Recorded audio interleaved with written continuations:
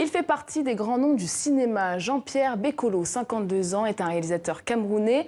Il ne s'est jamais mis de barrière avec une filmographie avant-gardiste et politique. Ce cinéaste majeur du continent s'attache à déconstruire les clichés sur les Africains. Une dose d'humour, une esthétique qui lui est propre, des scénarios engagés. Autant de raisons qui nous ont incités à l'inviter ce soir. Bonsoir Jean-Pierre Bekolo. Bonsoir. Alors, actualité oblige, les Camerounais ont voté hier pour élire un nouveau président. L'opposant Maurice Kamto, que vous avez soutenu, se déclare vainqueur. N'est-ce pas prématuré avant toute publication de résultats officiels? Vous savez, nous sommes dans un pays où on fait semblant. Je crois que si vous regardez les chiffres, dire que le Cameroun est une démocratie, c'est un peu compliqué. 36 ans, élection à un tour, 2 semaines pour faire campagne. Ce que moi je trouve respectueux d'abord, ce que je félicite, là où je félicite les candidats, c'est qu'ils ont accepté la petite lucarne de liberté qui leur était offerte parce qu'on ne peut pas dire que le Cameroun est une démocratie. Donc je crois que sur la base des résultats des procès-verbaux qu'ils ont reçus, c'est assez évident. La question, c'est que par le passé, beaucoup se disent qu'il y a eu des trucages, sinon Paul Biya ne serait pas là depuis 36 ans. Je crois que ce qui est évident, c'est d'essayer d'éviter les trucages. En fait. Ce n'est pas dangereux le comportement de Maurice Kamto? Je ne sais pas, mais ce que je pense, c'est que s'il y a des problèmes, les problèmes viendront de ceux qui ont la force. Et la force, c'est le régime de Paul Biya qui l'a, c'est-à-dire que ceux qui ont l'armée et les autres. Mais moi, je pense que sur cette base-là, il s'agit de voir aussi si nous voulons vraiment un président qui sera encore là à 92 ans. Alors, en tout cas, la politique est souvent en écho dans vos réalisations. Votre film, Le Président, raconte la disparition du président camerounais avant les élections. Quel était le message dans ce film? Le deuxième titre, c'est Comment sait-on qu'il est temps de partir, le président. Je crois que l'élite africaine a du mal à partir. Je crois qu'il y a une espèce de mythe d'immortalité, de perpétuité. Pourtant, le continent se meurt et le continent est un continent de jeunes. On se dit, qu'est-ce qui se passe pour que les vieux ne veuillent pas laisser leur chance aux jeunes? Et je crois que c'est ça le vrai problème. Et je crois que quelque part, et même ces jeunes, parce que nous ne sommes pas sortis de la colonialité, les jeunes soutiennent leurs bourreaux. Ils soutiennent ceux qui les font souffrir. C'est les jeunes qui soutiennent les vieux. Vous comprenez, quelque part, il y a un problème. Vous ne pouvez pas expliquer qu'il y a l'avenir dans... Je ne veux pas dire du mal des vieux, parce que nous serons tous vieux, mais je pense qu'il y a quelque chose de dysfonctionnel, comme disent les Américains, dans ce comportement-là. Donc, moi, le film, Le Président, c'était tout simplement de tirer la sonnette d'alarme, de dire à quel moment on sait qu'il est temps de partir. Il ne faut pas qu'on vous le rappelle. Donc, au Cameroun, aujourd'hui, on sait très bien qu'à un moment donné, il est temps de partir. Et pour vous, votre métier de cinéaste ne peut être qu'engagé? Non, j'ai fait d'autres films, j'ai fait plein de films. Quartier vous arrêtez une comédie, Les Seigneurs c'est une science-fiction, Naked Reality c'est la science-fiction, Miraculous Weapon c'est un drame, l'histoire, je viens de faire une série télé sur l'histoire du Cameroun, on fait de tout. La seule chose c'est que, quelque part, quand on fait le tour du monde, on a un peu honte. Nos dirigeants nous font honte, je vous dis la vérité. Et justement, le président est à ce jour toujours interdit au Cameroun. Pourquoi la satire a du mal à passer? Je pense que nous ne sommes pas libres. Vous savez, l'histoire du noir est assez intéressante. Nous n'étions même pas des êtres humains au départ. On a dû gagner ce statut. Et puis nous n'avons pas eu le droit de diriger des pays. Nous avons gagné l'idée de diriger nos pays. Mais une fois que nous avons tout ça, qu'est-ce que nous en faisons? Je crois que c'est un peu la désinvolture que nous constatons, et surtout en Afrique centrale. Nous sommes en Afrique centrale, je crois que la plupart des présidents ont perdu des élections, ils sont toujours présidents. Et nous sommes ce que le FMI voulait mettre en, je sais pas, comment on appelle ça en économie, on voulait dévaluer notre franc CFA. Donc je crois que quelque part nous sommes à la traîne. Et je crois que quand on voit les pays comme le Nigeria, les autres pays autour qui avancent, on s'est dit mais merde. Enfin, quelque part, je me dis, je ne comprends pas qu'on ait envie de rester là où on est aujourd'hui en fait. Et vous qui avez grandi au Cameroun, comment votre environnement a aiguisé votre regard de cinéaste? Moi, je crois que en fait, ce qui était bien, disons, c'était nous avons vécu une enfance post-indépendance où, évidemment, nous cachait totalement tout ce qui s'était passé. Le Cameroun est le seul pays qui a lutté pour la lutte de libération nationale, pays francophone, je veux dire, contre la France. Donc, nous étions un peu protégés, disons. On ne savait pas trop ce qui s'était passé et on nous a presque interdit, justement, de s'intéresser à tout ce qui était politique parce qu'à l'époque, c'était très dangereux. Donc, par la suite, évidemment, nous avons compris un peu plus ou moins, enfin moi particulièrement, qu'il fallait quelque part sortir de cette espèce de prison mentale et puis apprendre à être des êtres humains comme tout le monde partout ailleurs. Bon, moi, c'était un peu comme ça. Bon, maintenant, au-delà de ça, bon, je fais aussi des films de science-fiction. On va y revenir tout à l'heure. Bon, parce que quelque part, il s'agit d'oser imaginer ce qui n'est pas. Justement, on va y revenir. Mais j'aimerais qu'on s'arrête sur une anecdote. Je crois que c'est un morceau de musique qui vous a ouvert les portes du cinéma. Racontez-nous un peu cette anecdote, qui raconte aussi une époque. Oui, donc en fait, bon, j'ai fait un clip d'une chanteuse décédée aujourd'hui, malheureusement, paix à son âme, Charlotte Bongo. Donc j'ai fait ce clip quand j'étais à l'école, à l'INA, à l'Institut national de l'audiovisuel à Brie-sur-Marne. Comment elle vous a repéré?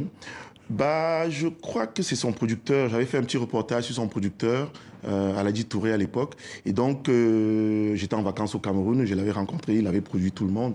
Et j'ai fait un reportage qui est passé. Et donc, après, il m'a dit, j'ai des artistes à Paris. Et donc, voilà comment j'ai rencontré Charlotte.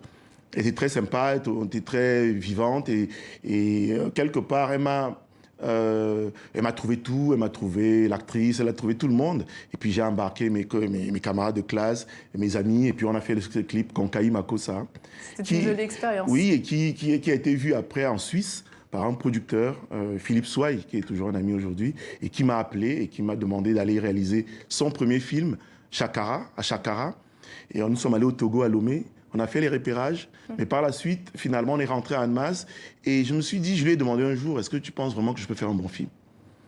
Il m'a dit non. Donc, il m'avait mis plein de conseillers. Et moi, je lui ai dit, si c'est le cas, je n'ai pas envie de rater mon premier film. Je préfère te laisser. Et moi, je vais faire mon premier film autrement. Donc, c'est en 1992, le film Quartier Mozart qui va vraiment vous révéler au grand public. Alors, on suit les aventures d'une chef de quartier dans la banlieue de Yaoundé, dont voici un extrait. La petite fille si est belle, hein. La petite fille si est belle, la petite fille si est belle. Tu ne m'épouses pas? Le travail des enfants est interdit, hein? Qui t'a dit que je suis une enfant? Il n'y a même pas de chaud dans ce quartier. Toi-même, tu es chaude. Toi là, je n'ai même pas encore ton dossier. Hein. Cherche, tu vas trouver. Et la petite là, si je l'attends pour grandir. Tu t'attends, non? Un vieux comme ça. C'est donc elle qu'on appelle chef de quartier. Arrogante, comme une fille qui n'a jamais connu d'homme. Alors Jean-Pierre Bekolo, la critique vous a qualifié à cette époque de second souffle du cinéma africain. Qu'est-ce que vous avez compris par là? Bon, moi je n'étais pas trop dans le cinéma africain en tant que tel, mais je savais une chose, je ne voulais pas que mon film ressemble aux autres films. Que j'aimais pourtant, mais je trouvais qu'il ne me ressemblait pas. Il ne ressemblait pas à mon expérience. Et évidemment, nous avons été surpris parce que nous étions un peu comme des enfants qui jouaient en faisant ce film. Donc, il n'y avait pas de... On ne pensait à rien. On voulait juste faire ce qu'on avait envie de faire. Et c'est vrai que quand je pense, maintenant, puisqu'on est dans la rétrospective, quand je regarde, je me dis effectivement, ça m'a conforté à croire en ses idées, à ne pas se laisser influencer. Ses goûts comptent, les goûts de ses amis comptent parce que quand on rit d'une blague, ça veut dire qu'elle est bonne quand même. Enfin, toutes ces choses-là m'ont assez rassuré et je pense que c'est un peu ce que je dis aux jeunes. Je dis, faites confiance à votre humour, à votre façon d'être, de faire, à votre regard sur le monde. Et vous le disiez tout à l'heure, vous êtes frotté aussi à la science-fiction. Une première sur le continent, plongée dans l'Afrique de 2025 avec votre film Les Saignantes. Deux prostituées doivent se débarrasser d'un corps, je résume. Pourquoi le choix de la science-fiction? Moi, j'ai envie de dire que la science-fiction, c'est pas vraiment pour être dans le mimétisme, d'en copier ce que les autres font. C'était plutôt se poser la question, en anglais, what if? Et si? Donc, c'est spéculer. Et quand on spécule, d'abord on réfléchit. On s'ouvre des horizons qui n'étaient pas forcément, qui ne sont pas présentes et qui ne sont pas évidentes. Et donc, ce qui était important, c'était d'oser aller là où on nous interdit d'aller. Et je crois que quand on parle de l'Afrique, c'est toujours au passé, très nostalgique, au présent, c'est les guerres et tout ça. Et quand on parle de futur même, c'est souvent les ONG qui disent tout le monde sera mort de sida en Afrique en 2025. Et justement, dans ce film, vous vous posiez une série de questions, par exemple, comment faire un film d'anticipation dans un pays qui n'a pas d'avenir? Avez-vous une réponse à cette question aujourd'hui que vous vous êtes posée pour faire ce film? Il fallait montrer que nous arrivions à une impasse en étant dans le mimétisme. Si je copie les films de science-fiction d'ailleurs, à un moment donné, quand on applique cette science-fiction à l'Afrique, il y a quelque chose qui ne va pas. Je m'amuse toujours à dire, si vous faites une course de voiture dans un film africain, si je vois au Cameroun, les voitures de police n'ont pas toujours d'essence. C'est-à-dire qu'elle va tomber en panne sèche. Donc, c'est pour dire qu'on ne peut pas copier les autres sans avoir une espèce de couleur locale. Donc, je n'ai pas de réponse, mais je pense que ça doit faire partie du film. C'est-à-dire que cette impasse, c'est-à-dire que cette différence-là, c'est-à-dire ce que nous ne pouvons pas faire comme les autres. Alors, vous enseignez aussi le cinéma aux États-Unis. Il y a très peu d'écoles de cinéma sur le continent. Comment transmettre à la jeune génération? Je pense que, évidemment, vous avez tout dit, c'est-à-dire c'est par l'école.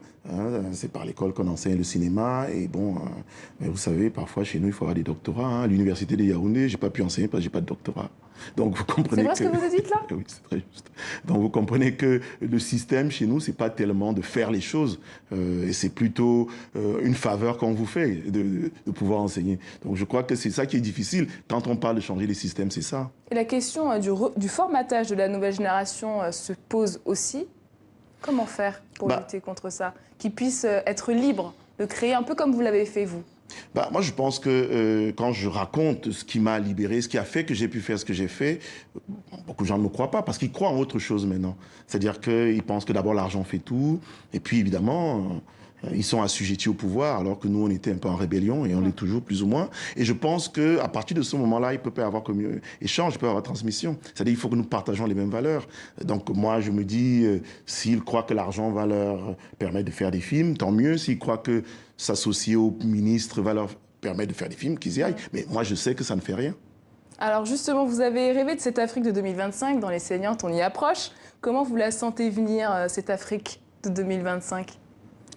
Le film commence en disant « Nous étions déjà en 2025, pas grand-chose n'avait changé ». J'ai presque envie de dire « Je ne sais pas, mais il n'y a qu'à retourner 20 ans en arrière, je vois exactement ce qu'il y avait il y a 20 ans. Qu'est-ce qu'il y avait? Qu'est-ce qu'il y a aujourd'hui qu'il n'y avait pas il y a 20 ans ?» C'est ça la question, c'est-à-dire on peut faire marche arrière et regarder. Et je pense que c'est un peu ça. Bon, en même temps, quand un jeune Camerounais rêve du futur, tu lui demandes de regarder, d'imaginer Yaoundé dans 100 ans, je pense que très souvent, il voit New York. C'est-à-dire que les gens ne se rendent pas compte qu'on ne peut pas obtenir ce qu'on ne peut pas voir. On ne peut pas obtenir ce qu'on n'a jamais vu. Donc, quelque part, notre métier aussi, c'est d'ouvrir ces brèches, de donner des possibilités de rêve et de donner des objets de rêve. Donc, parce qu'évidemment, on ne pense pas que le cinéma sert à quelque chose. Sinon, je crois que ce qui est important, c'est ça. C'est-à-dire qu'on soit sûr qu'on va produire des images du futur pour les jeunes Africains. Merci beaucoup Jean-Pierre Bekolo. Je rappelle juste, une rétrospective de votre œuvre est prévue au musée du Quai Branly à Paris. Merci beaucoup d'être venu sur le plateau de TV5. C'est moi qui